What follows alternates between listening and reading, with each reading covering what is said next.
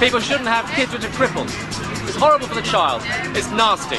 You're consigning a child to a life of horrible disablement and misery. I think it's unfair to bring people into the world who are going to be malformed or have a miserable life. How can you say that? But no, come on, say it like it is. You're a eugenicist. You want these people exterminated. Free speech is the cornerstone of any civilised society. This is Speaker's Corner in London, and it's a powerful symbol of the freedoms enjoyed in Britain. For more than 150 years, people have flocked here on Sundays to give vent to their opinions. Making racist comments is illegal, otherwise anything goes. If you try to censor free speech, then human rights can be abused.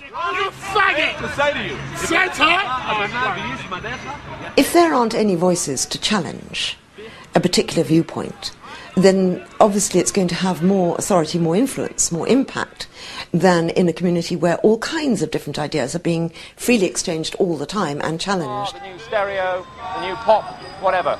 Is that healthy? We put our right to free speech to the test. Actor Anthony Gabriel wore a secret microphone. We filmed the reactions of the crowd. How many families are broken up? I think people with disabilities, if they can find out before they're born, they shouldn't be there. They should be terminated. No, you said earlier on you weren't in favour of that, so now you have got a hidden agenda here. I asked you whether you were in favour of eugenics, and you said no. Now you're saying you want disabled people terminated. So let us have your true agenda here. Considered to be disabilities. Is homosexuality a disability in your mind? Sickness. It's a sickness. He's skidding around the issues. I think if somebody's going to be born into the world, you can find out before they're born into the world that they're going to have a terrible, terrible life of hardship and misery. But what if why give that person that life? What if they let's look through history. Look through history. Look at creative people who have had horrible lives, horrible things happen to them, but they've written books, or they've written theatre, or they've written things which have inspired other people. Who? Stephen Hawking. What about Bach? It's a good example. Absolutely, I agree with you. Right, but somebody else would come along with great ideas. But you would have them killed. I would have them before they were born. Right. So would you terminate people with mental illnesses? I think if it's something which is hereditary, I think it'd be very worth doing. If there's madness in the family, then you would also be terminated yourself. I didn't agree with his views or his statements, and I felt that somebody needed to say something. The rest of the crowd was quite placid and not saying much. I think the worst thing that could happen is someone comes to Speaker's Corner, says things and is unchallenged, especially if they're not very well thought through or they're just downright offensive. All I'm here is presenting my opinion. Whether people agree with me or not is not the point. Whether they hear me is the point. Obviously things haven't worked in the past. No matter how outrageous our actors' comments, people fell into one of two groups. They either just listened or shouted back. In social psychology, they're known as the bystander and the dissenter, and that is step 4. Free speech is extremely important, and the freedom of expression is important precisely because it's important to be able to dissent from regimes that are tyrannous or anti-democratic. That again takes us back rather to the idea of how wars and brutality and gross criminal abuse of human rights occurs. It only occurs, it seems to me, within the context of relative silence. Suppression of all rebellion, suppression of all dissenting opinions is the hallmark of tyranny. That is, it is not to allow any opposition, not to allow any alternative perspective on the illusion that they have created. Typically an illusion that they will give you security, that they will give people a better way of life, when in fact what they are doing is taking away people's freedom and people's liberty.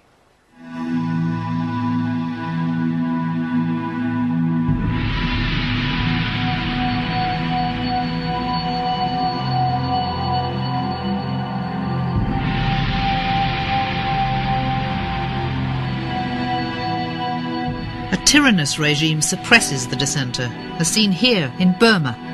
For decades, this former British colony has been run by an army-controlled socialist regime that isolated the country, wrecked its economy, and repressed its ethnically diverse people. Now children are used as slave labour as the country tries to rebuild its shattered infrastructure.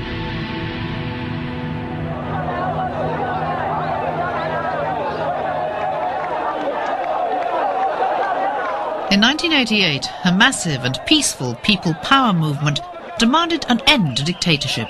A new junta seized power. It quelled freedom of expression and the democracy movement. Crowds of peaceful protesters were machine-gunned by troops. Thousands died. Others were imprisoned and tortured. One was Ko Aung. In Burma, almost political prisoners are that they put in solitary confinement. They put in that leg iron horizontally between two legs, two angles, and chains was attached, and then you can walk, carry that. And that iron rock was at 80 inches long, and when you walk, really hard. And they get that sort of iron lock at least 1 month, minimum 1 month and maximum 6 months.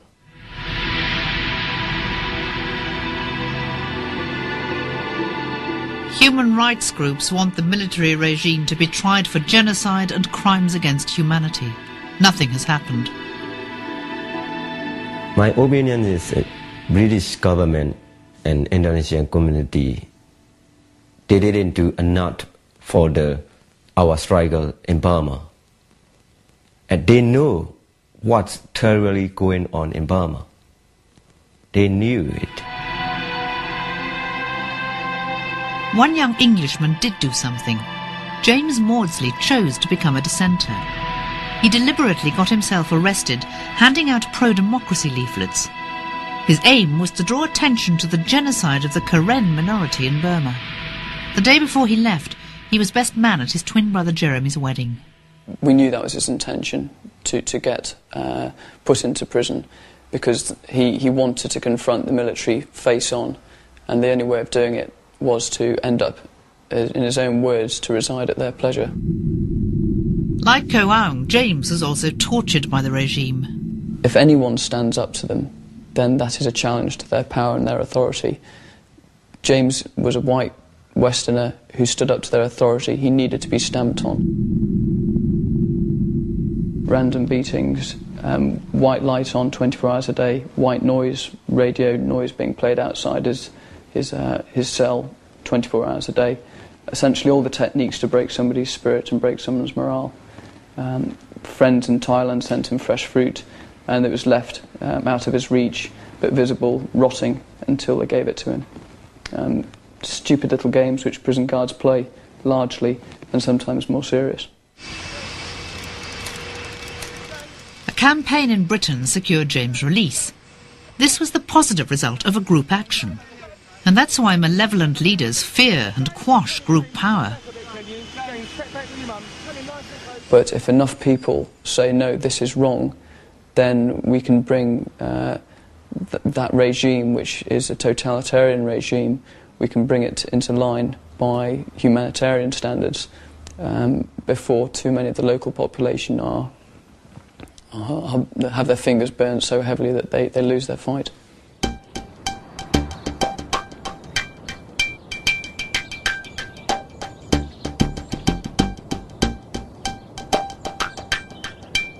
Every day the papers are full of horrors around the globe. And what do the majority of us do? Nothing. Yet being a bystander is one of the most essential ingredients of maintaining a tyranny. We're at Lancaster University to look at this very issue.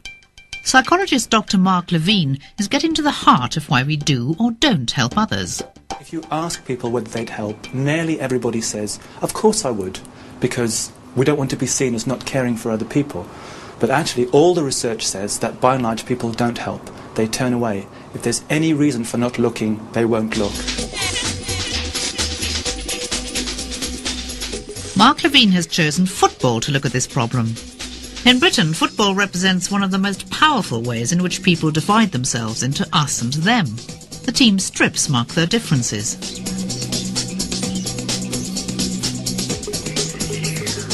He's used these strong allegiances to see how the tribal instinct can affect our ability to help or to turn a blind eye to others in need. we wanted to show that it's when people feel that they have some kind of relationship to a stranger that they'd be more likely to help them. And football is a really good domain for doing this kind of thing, because football fans feel powerful bonds to other football fans. The contest. James well out. Cole, oh dear, oh, we can do without that. A little bit of trouble. Dr. Levine chose one of the most intense rivalries, that between Manchester United and Liverpool. It's explosive, both on and off the pitch. Well, the crowd have been warm in their rivalry and no more.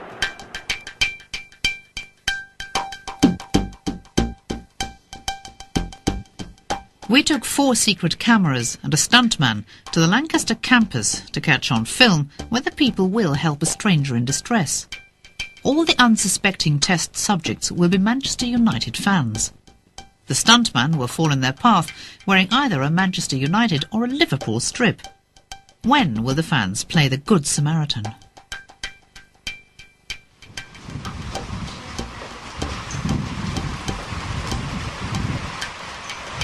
First, our stuntman is in a Manchester United shirt as the Manchester United supporter approaches.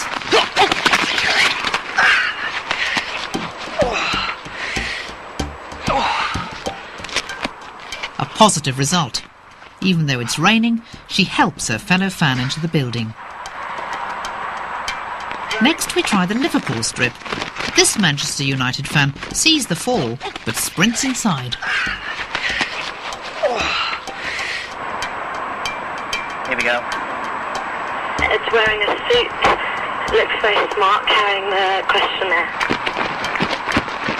Back now in the Manchester shirt, our stuntman falls in front of another United supporter. Cheers. You want to stand on your left? Yeah, I'll just... Another positive result. The common bond overcomes any embarrassment or inconvenience.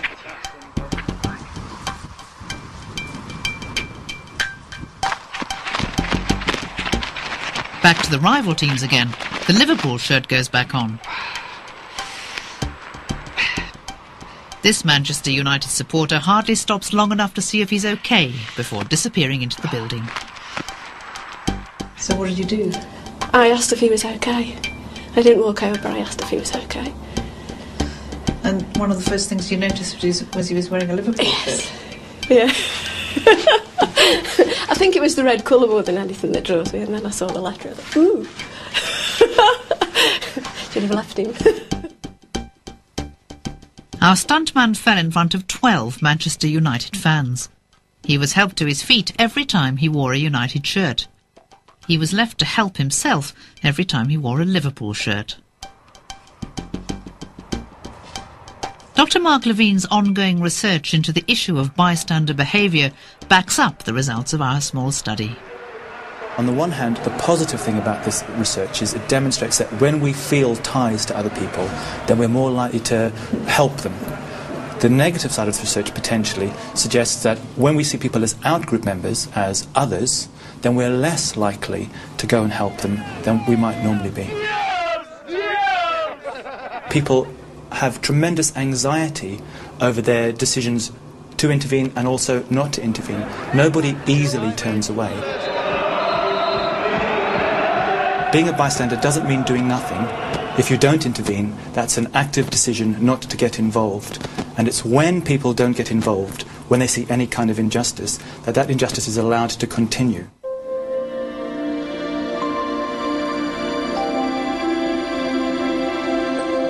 This bystander behaviour is paralleled in society at large. We can extract one example from a complex situation with the distinctive rival groups of Arab and Jew.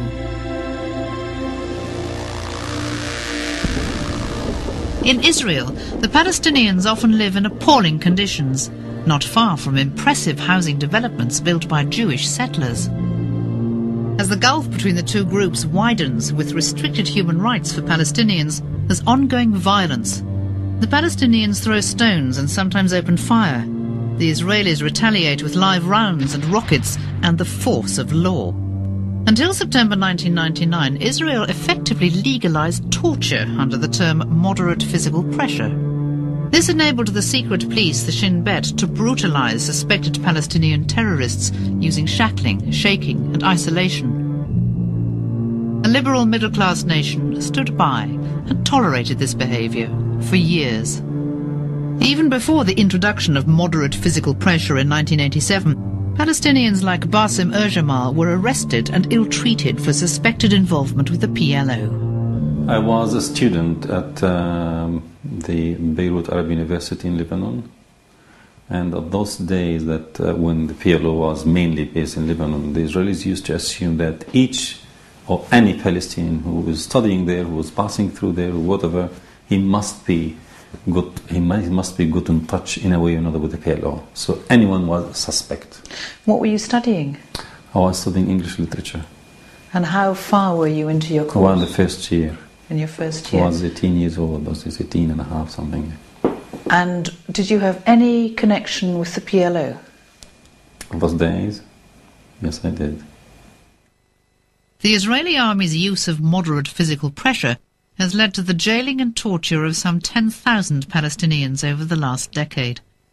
They have their day in court, but with only the veneer of a fair trial. There is a lawyer, there is a defense, there is a judge, and somebody translating to you what's going on because you don't know Hebrew. And sometimes they allow to a certain extent, in certain cases, in very, very certain cases, to the priest to be there or to this Red Cross to be there. But there is no justice. What sentence were you given? I was given 2 lives, and life, according to Israeli laws of those days, and still I think today, it's 99 years for each life, and 10 years. The 2 lives and 10 years, if you add them, 208. The Palestinians believe they have suffered grave injustice at the hands of the Israelis, who have long suffered anti-Semitism. It's one of the great ironies in Israel that the Israelis were people who originally came together out of a sense of common shared nationhood and identity because of the Holocaust they've been subjected to, not just in Nazi Germany but in Europe generally, and that they should have come together but have done so at the expense, as it's perceived, of another people. And I think that illustrates the way in which human rights abuses may perpetuate themselves, and one abuse may create another abuse. The recent escalation of violence in Israel, in which even teenage boys are becoming martyrs, has many causes. But it becomes easier to understand in part when it happens in a country that was prepared to legalize torture effectively, while most of the population stood by.